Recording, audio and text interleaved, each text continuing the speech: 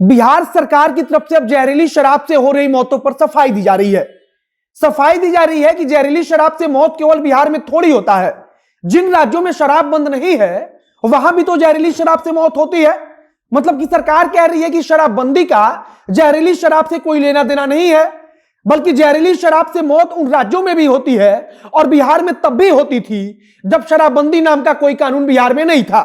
मतलब कि सरकार की शराबबंदी कानून का इसमें कोई दोष नहीं है कि जहरीली शराब के कारण लोग मर रहे हैं। यह बात मद्य निषेध मंत्री सुनील कुमार बोल रहे हैं। और नमस्कार, मेरा नाम है मोहित कुमार सिंह और आप जनता जंक्शन देख रहे हैं। जब लगातार सरकार पर दबाव बना और लगातार पिछले कुछ दिनों में हमने देखा कि पहले नालंदा के बाद बक्सर और सारण, कई जगहों से लगातार इस प्रकार की खबर आने लगी कि जहरीली शराब पीने के कारण लोगों की मौत हो रही है। और जब भारतीय जनता पार्टी की प्रदेश अध्यक्ष की तरफ से हमला बोला गया और कहा गया कि अब इस पर जांच होनी चाहिए कि आखिरकार इतना सब कुछ कैसे हो रहा है जब इतनी सख्ती है उसके बावजूद, तब अब जाकर के सरकार की तरफ से जो मद्य निषेध मंत्री हैं सुनील कुमार, उनकी तरफ से सफाई देते हुए कहा गया है कि उन राज्यों में भी जहरीली शराब से मौत होती है जहां शराबबंदी नाम का कोई कानून नहीं है। मतलब कि वहां शराब पर कोई रोक नहीं है, सरकार की तरफ से किसी भी प्रकार की रोक नहीं लगाई गई है, लेकिन उसके बावजूद भी वहां पर जहरीली शराब से मौत होती है। और वे बाकायदा आंकड़ा बताते हुए यह गिना रहे हैं कि कैसे बिहार में शराबबंदी के पहले भी जहरीली शराब से मौत होती रही है। और इसका कारण बताते हुए कहते हैं कि आखिरकार जहरीली शराब से मौत क्यों होती है, तो वे कहते हैं कि कुछ लोग आर्थिक रूप से कमजोर होते हैं और जो लोग आर्थिक रूप से कमजोर होते हैं वे पैसा कमाने की लालच में, पैसा कमाने के चक्कर में जहरीली शराब बनाने लगते हैं। और कुछ लोग पैसा बचाने के लिए, या वो भी आर्थिक रूप से कमजोर होते हैं, तो वे नकली शराब खरीद कर पीने लगते हैं। अब दोनों जगहों पर पैसा बचाने की बात होती है या फिर पैसा कमाने की बात होती है, और इसीलिए हर आए दिन जहरीली शराब से मौत की बात सामने आ रही है। उन्होंने यह भी सफाई देते हुए कहा कि बिहार में शराबबंदी कानून से जहरीली शराब का कुछ लेना देना नहीं है, बल्कि जहरीली शराब एक अलग मुद्दा है और शराबबंदी कानून एक अलग चीज है। उन्होंने बताया कि जिन राज्यों में शराबबंदी नहीं है उन राज्यों में भी तो जहरीली शराब से मौत होती है। उन्होंने कई राज्यों का नाम लिया, वहां के जो आंकड़े थे, जो डेटा था, उसे भी गिनाया और समझाया कि कैसे शराब शुरू रहने के बावजूद जहरीली शराब पीकर उन राज्यों में लोग मर रहे हैं और बिहार में भी शराबबंदी के पहले लोग मर रहे थे। मतलब कि उन्होंने खुद की सरकार को एक प्रकार से क्लीन चिट दे दिया है कि जहरीली शराब का शराबबंदी से कोई लेना देना नहीं है। अगर शराब शुरू रहे फिर भी राज्य में जहरीली शराब मिलेगी। लेकिन यह सवाल कई है।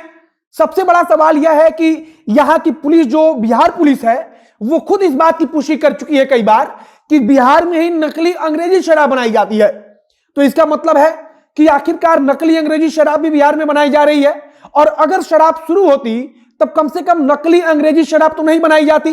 पटना पुलिस की तरफ से खुद गंगा नदी के क्षेत्र वाले इलाके में, राजधानी पटना से सटे, कई बार छापेमारी में अंग्रेजी शराब की बोतल, उस पर लगाए जाने वाला स्टिकर और तमाम चीजें बरामद की गई हैं, जो इस बात का प्रमाण देती है कि बिहार में राजधानी पटना के करीब नकली जहरीली अंग्रेजी शराब बनाई जाती है।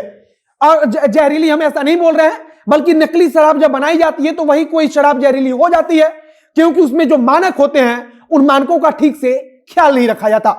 इसी बात को मद्य निषेध मंत्री भी बता रहे हैं। वे कह रहे हैं कि जब मिथनॉल उसमें पाया जाता है तब वो जहरीली बन जाती है और इसी को पीने के कारण लोग की मौत होती है।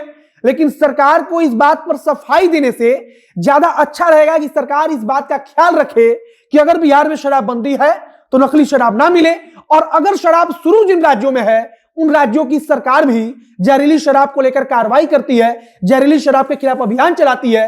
लेकिन हमने बिहार में देखा है कि हर आए दिन जहरीली शराब को लेकर खबर आती है और हर आए दिन दर्जनों लोगों की मौत की बात सामने आ रही है। खुद मुख्यमंत्री नीतीश कुमार के गृह जनपद नालंदा में इसी प्रकार की खबर होती है, उसके बाद सैकड़ों लोगों को गिरफ्तार कर लिया जाता है।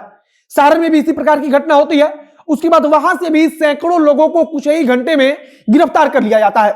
लेकिन सवाल तो यही है कि अगर जहरीली शराब की जब कोई बड़ी घटना हो जाती है उसके बाद इन लोगों को गिरफ्तार किया जाता है, तो आखिरकार पुलिस, इतने बड़ा जो कांड हो रहा होता है, इतनी बड़ी जो वहां पर यहां पर अवैध व्यापार चल रही होती है, उसके बारे में पुलिस को पहले जानकारी कैसे नहीं मिल पाती। दूसरी तरफ मद्य निषेध मंत्री सुनील कुमार अपनी सरकार को क्लीन चिट दे रहे हैं और वे बता रहे हैं डेटा के जरिए कि शराबबंदी का जहरीली शराब में कोई दोष नहीं है, बल्कि जिन राज्यों में शराब बंद नहीं है वहां भी जहरीली शराब पीने से लोगों की मौत हो रही है। बाकी आप जहरीली शराब को लेकर क्या सोचते हैं उसे कमेंट बॉक्स में लिखकर बताइएगा। बाकी सरकार ने तो खुद को क्लीन चिट दे दिया है। इस वीडियो को शेयर कीजिएगा और अगर फेसबुक पर देख रहे हैं तो पेज को लाइक कर लीजिए तथा अगर यूट्यूब पर देख रहे हैं तो चैनल को सब्सक्राइब कर लीजिए। मिलते हैं फिर बहुत जल्द अगले वीडियो में। कैमरे के पीछे खड़े ओम प्रकाश और मैं मोहित कुमार सिंह। बहुत बहुत धन्यवाद।